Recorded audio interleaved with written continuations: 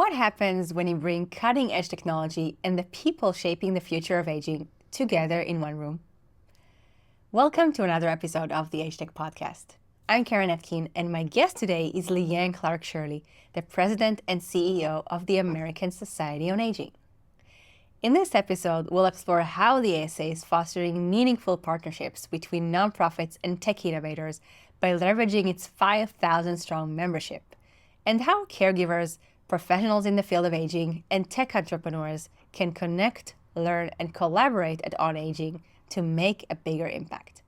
There's so much to unpack, so let's dive right in. Leanne, welcome to the show. Thanks. How are you, Keren? I'm doing great. How are you? I'm doing well. It's been a while since I first invited you to go on the show, and now felt like the perfect timing because we just have so much to talk about, because On Aging is just around the corner. I want to maybe take a step back and start by having you introduce the ASA. Sure. Yeah, thank you. I have the distinct pleasure of being the president and CEO of the American Society on Aging, which is America's oldest and largest multidisciplinary professional association for everyone working with and on behalf of older people. We convene our members once a year in person, but all year long through our On Aging Institute, we publish 3 publications under our Generations title.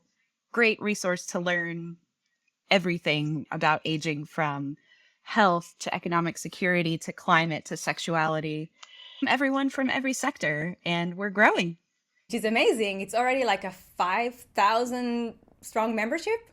It is, yes. And about half of our membership are actually organizations touching, all kinds of staff and members and older adults across the country and globally. So let's talk about On Aging. And next year is going to be in April in Florida. What's Yes. going to happen at On Aging this next year? Yep. So On Aging will happen in Orlando, Florida, April 21st through the 24th. Plenty of time to go to Disney before or after, or to check out the really cool city of Orlando that has all kinds of surprises, excellent culinary scene, excellent parks outside of Disney. Lots of good reasons to come there. I think we also recognize Florida is not an easy location for a lot of people to travel to. A lot of people aren't feeling safe to be in Florida right now. Some people are. And so we're recognizing that and making space for everyone to connect, come together around advocacy, come together to share best practices, come together to learn about the issues in Florida and what to learn and take back to your work in other states and other countries. Lots of reasons to go. But I think one exciting reason is our 3rd annual On Tech conference happening as part of that. Yes, On Tech is definitely the part that I'm most excited about. I mean, I am a gerontologist, but I'm also a huge nerd. And I had the honor and the privilege of presenting at On Tech last year. And I can tell you that I was going through the program on aging in general, trying to figure out where I want to be at any given moment. My head was spinning. I had constant FOMO for the entire week. And as much as I got to experience, I still feel that I missed out on so much just because there was so much going on all around. So what can we expect at On Tech this year, and maybe broadly even at On Aging? Yeah. Intellectual FOMO. I like that. More of the same, I would say. This year, our theme is ageism and culture. And so show up expecting to see a lot of conversation, dialogue, activities, very tangible activities that relate to how our society views, engages, fears, runs away from, runs towards everything aging. That's the overarching theme. But when you come to On Tech this year, we're really starting to think about our long-term strategy of how we support the field, the innovation field, let's call it, which I think includes AgeTech and beyond, let's call it. We're really, this all started with this hypothesis that if you bring the tech world together with people that serve older people in community, better tech, better relationships can happen. And we found a lot of success with that so far. But now we're seeing a need for better, let's call it a distribution infrastructure that supports everyone as they age in homes and in communities, being able to access the innovations that are popping up every day. We are asking ourselves questions like, what can ASA do to support as many people as possible having access? What can we do to support better distribution channels? How can we help the tech sector scale up its impact? Come to the program and be part of that conversation. I love that. I love that. So much opportunity for startups coming to On Aging to learn, to network, and to really not just get a better understanding of the space by talking to a huge variety of professionals who work in the aging space. So presenting their ideas and getting like honest feedback from people, which is always valuable. Can you walk me through the thought process, or maybe tell me a little bit about the conversation that was going on in the room 3 or 4 years ago when the ASA first decided to even have a tech track? Because it's not something that a lot of conferences in aging have these days. Yeah, it's true. This is born out of ASA put a flag in the ground that we wanted to play a role in help solving the digital divide. And of course, this was happening during the pandemic. It would have happened anyways, to be candid though. But we were seeing all of these tech solutions popping up and the sector really wanting to lean into the changing demographics. We're an aging society globally. We think that should be celebrated. So this all started from questions from the tech sector. How do I do this in the right way? How do I build tech that taps into the potential of our aging society? And at the same time, ASA's membership segment that are community-based organizations serving older adults were asking us, hey, I need some tech. How can you help me figure out options that I can adopt? How to make it easier to adopt tech and bring it into my organization. And so we thought, hey, this isn't a conversation here and here. This is a conversation that all of us should be having together. Absolutely. And what better place to have it than On Aging? So startups can apply to present, to have like a booth at OnTech. And will there also be a pitch competition? We're actually thinking maybe not this year. So and I'll tell you why. We absolutely have resource center space for new and existing tech solutions to come and show off their wares, talk to community-based organizations about adopting that tech. We're also going to have 4 tracks of programming, so a little bit intellectual FOMO will probably happen. There's going to be competing things happen at the same time. Those tracks are aging in place with help from tech, leveraging tech for better care, supporting caregivers, and tech for a better brain and body. So at any given moment, there will be educational sessions to go to. But what I love is some programming that we're working on right now that after you attend educational workshops, you can come together to have conversations about what do you need to scale your impact? Who in the room can you work with to perhaps collaborate on joining forces around impact that your solution brings? What do I mean by that? Every day, I learn about a new product or a solution or something, some innovation that's popping up that helps caregivers. And the next day, I'll learn about an innovation that is aimed at fintech solutions for caregivers. And it's really clear to me that this fintech person should be talking to the health tech person who are both serving the same caregiver. We're finding ways to have those conversations and potential collaborations happen at On Aging. I love that. Speaking of caregivers, do you feel that as the ASA as a professional organization has a place for everyday caregivers to join as members and to come to On Aging? Will they feel like they have a place? Absolutely. First of all, caregiving, you will be surrounded by other caregivers. Caregiving is such a shared human experience that even if you're working in the sector or not, you're going to run into folks who are having the same sort of experience as you. But I think it's a really good place to come just to get a good, grounded understanding of the very broad set of services, supports, programs, innovations that are being designed and operated for caregivers. In fact, I can't really think of a better place for a caregiver to be, actually. You get to meet the leaders of these organizations, talk with them, learn about how to access the services, give them feedback on what you need, what the gaps are. That is such an important point that you're making. Well, actually, you made multiple really great points, but I want to touch upon two of them. One is that caregiving is pretty much a universal experience. If you have older loved ones, chances are you are a caregiver or you will be in the future. Yep. That's one. And the second is that there are so many services out there available for caregivers, and unfortunately the organizations who provide them don't always have like the huge marketing budgets to spread the word, which is unfortunate because it means that sometimes budgets go unused that are supposed to go towards caregiver support.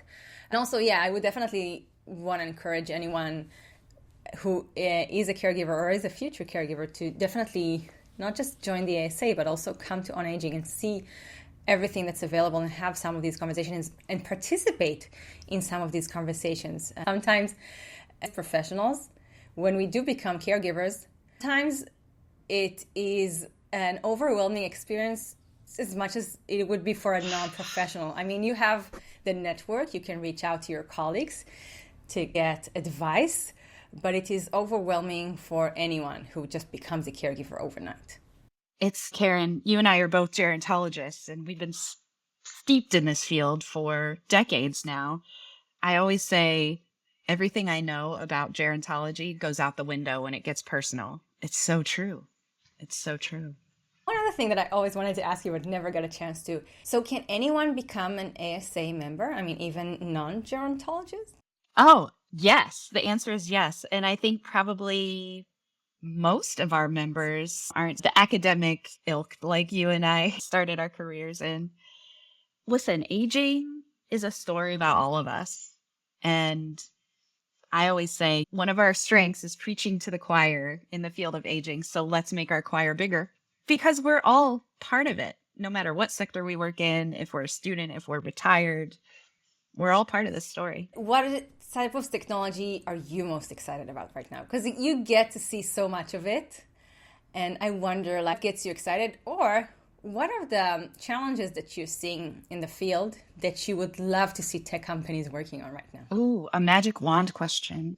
Okay, I think the answer is the same. We know as we age, our health, our economic security, our connections to other people matter immensely. At the same time, we also know that because of ageism and for other reasons, not everybody pays attention to our sense of autonomy and choice and meaning. And I get really excited when innovation leans into the meaningful parts of our lives as we age. I get really excited about tech that helps us connect not just to solve social isolation, which is hugely important, but tech that reaches out directly to people in their 50s, 60s, 70s with support for and resources for starting a new business or learning a new knowledge set or connecting with other people to teach something that you're an expert in. Innovation that really taps into our full sense and full experience of humanity. We're just humans. And we stay humans the older that we get. I could not agree more. It's also one of the things that I'm most excited about in this space when I see not just startups who really treat their users as whole human beings, which I believe most AgeTech startups are really trying to do. Also startups that are getting those younger, older adults who are often overlooked because they're still relatively young, they're healthy, they're active, but they have needs that stem from the fact that they're facing 20 or 30 years of this new act of life, possibly 20 or 30 years of retirement. And we've never had that before in human history. So there's so many needs that aren't yet being addressed, and so much opportunity for startups in those areas. Yeah, I agree. It's really exciting. At ASA, we talk about our aging society as something to be celebrated, not something to be feared. And I think this relates to that. We're all part of the story. And unfortunately, sometimes people aren't ready to face the fact that we're all aging. And if you're lucky, you too will grow old. It's definitely becoming a more prominent part of like the human experience as we have more and more people reach very old ages. Yeah, it's so true. So where do you see ASA 5 or 10 years from now? And how do you see the ecosystem evolve? How do you see this dance between tech and aging evolve 5, 10, or 15 years from now? Yeah. For all of the sort of business opportunity that we talk about that exists now for merging business and aging and tech and innovation, we haven't even started to hit the crest of that yet. So the economic opportunity will only grow and peak maybe 20, 25, 30 years down the road. That's a lot of time. I see ASA staying the course, inviting sectors in, inviting innovation in, figuring out how we can support the innovation ecosystem, scale impact, connect people to the innovations out there who need them.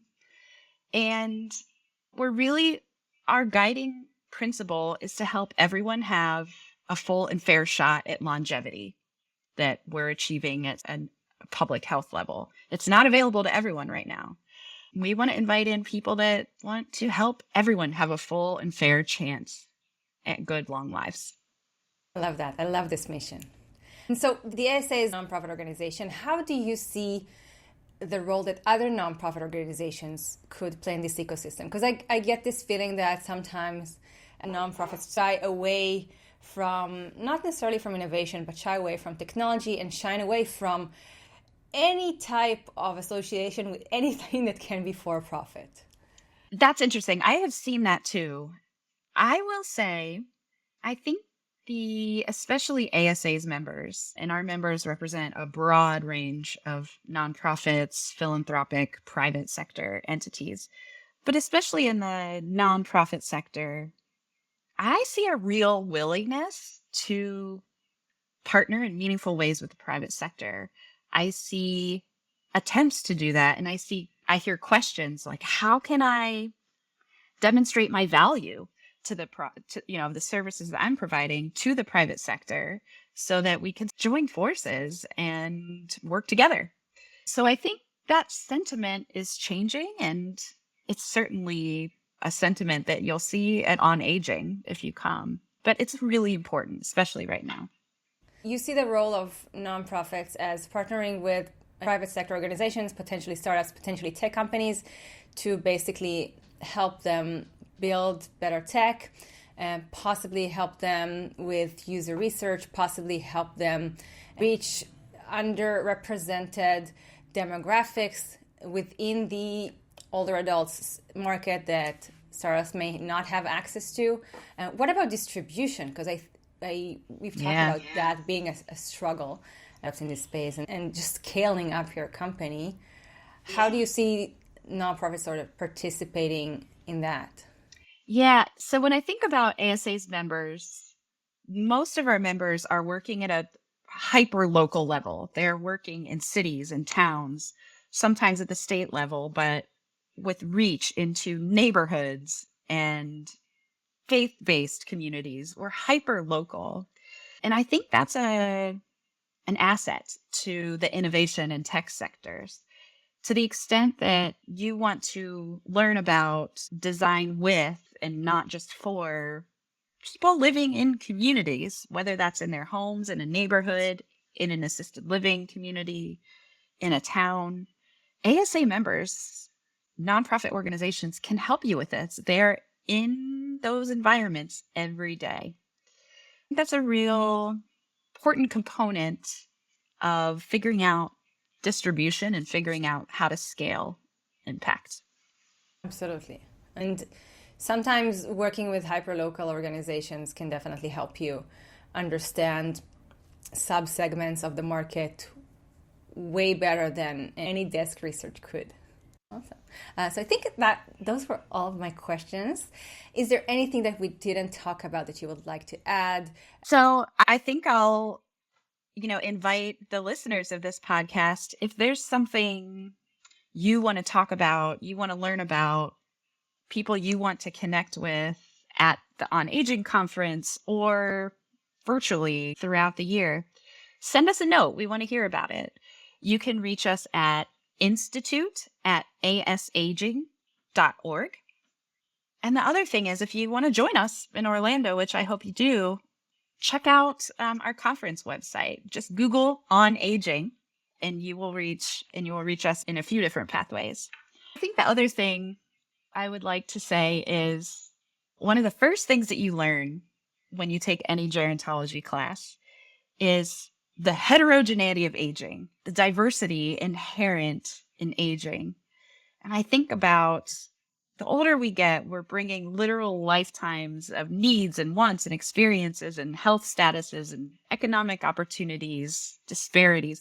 We bring all of these things with us as we age. And yet, society still continues to view and treat older adults as like a segment, as if we all need and want the same thing. And one of my favorite parts about ASA and On Aging and On Tech and the people that are in our environment is an understanding that we have to lean into that diversity, that heterogeneity in order to get this right. And while it's hard to do that, ASA is a really good place to come to figure out how. Absolutely. I will put the email for the ASA suggestion box in the show notes. And everyone watching or listening, you are invited to join the ASA and sign up and register for On Aging, which is happening in April 21st, 2025 in Orlando, Florida. Leanne, thank you so much for joining me on the show today. It's always a pleasure chatting with you. Always a pleasure, Keren. Thanks for having me. Thank you for watching this episode of the AgeTech Podcast. If you enjoyed it, make sure to hit the like, subscribe, and get notification buttons so you can get a notification whenever we publish a new episode. Until next time, stay humble, stay curious,